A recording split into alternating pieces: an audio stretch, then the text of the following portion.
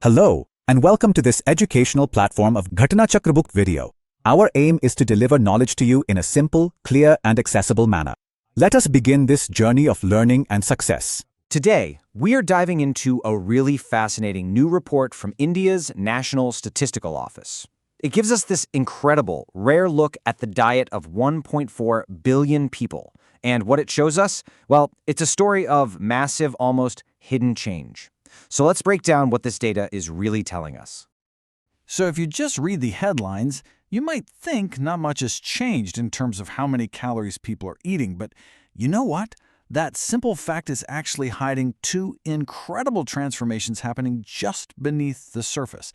And that's the real story. Okay, so first, let's tackle this big picture idea, this calorie plateau. It sounds stable, maybe even a little boring, right? But trust me, it's the perfect place to start our investigation.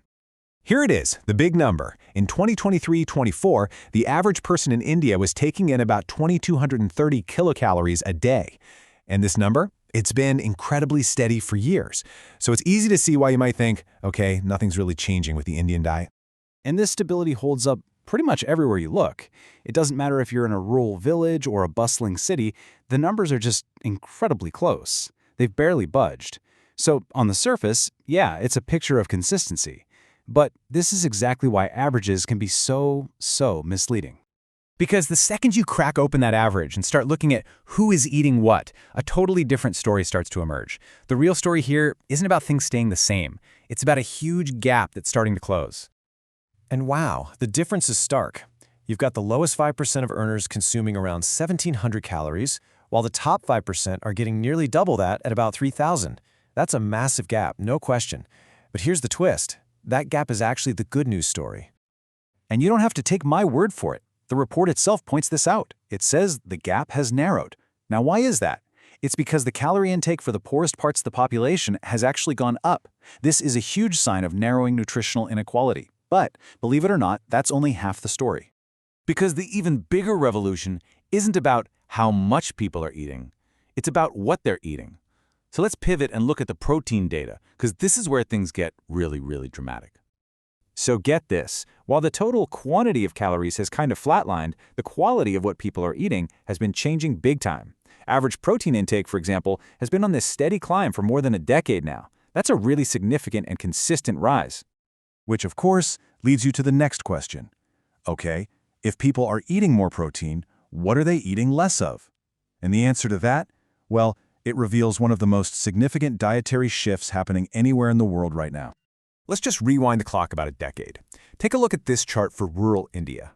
An incredible 60% of all protein came from cereals. You know, things like rice and wheat.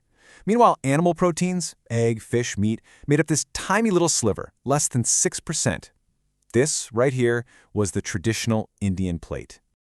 Okay, now fast forward to today. The picture is completely different. The share of protein from cereals has plummeted to just under 46%. And where'd that share go? Look at this. The contribution from egg, fish, and meat has more than doubled to over 12%. And other foods saw a big jump too.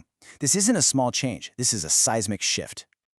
So, to put it simply, Indians are moving away from a heavy reliance on cereals and diversifying their diets towards higher quality sources of protein. And this is not some minor tweak we're talking about. It's a complete reimagining of the dinner plate all across the country. So what does this all mean when we put these two huge trends together, the closing calorie gap and this great protein pivot? Well, it paints a picture of a nation that's going through a really profound economic and social transition. So you've got these two powerful things happening at the same time. The calorie divide is shrinking, which points to less inequality and better nutrition for the most vulnerable people. At the same time, you have this protein pivot, which is just a classic sign of rising prosperity. As people's incomes go up, they choose to spend more on higher value foods like meat, fish, and dairy. It just makes sense. Now, just a quick note on the data, for full transparency. The report gives us two sets of numbers. One is adjusted to account for things like food you might share with guests. And yeah, those adjusted numbers are a little bit lower. But here's the key thing. They show the exact same trends we've just been talking about. So the story? It stays exactly the same. So when you get right down to it, what we're seeing in this data goes way beyond the dinner plate.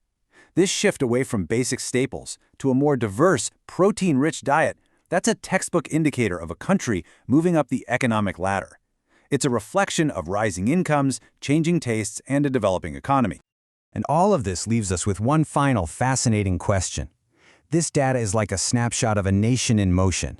So as these dietary trends keep going, what does that mean for India's food industry, for its agriculture, and for its entire economic future? It really suggests a future that's going to look very, very different from its past.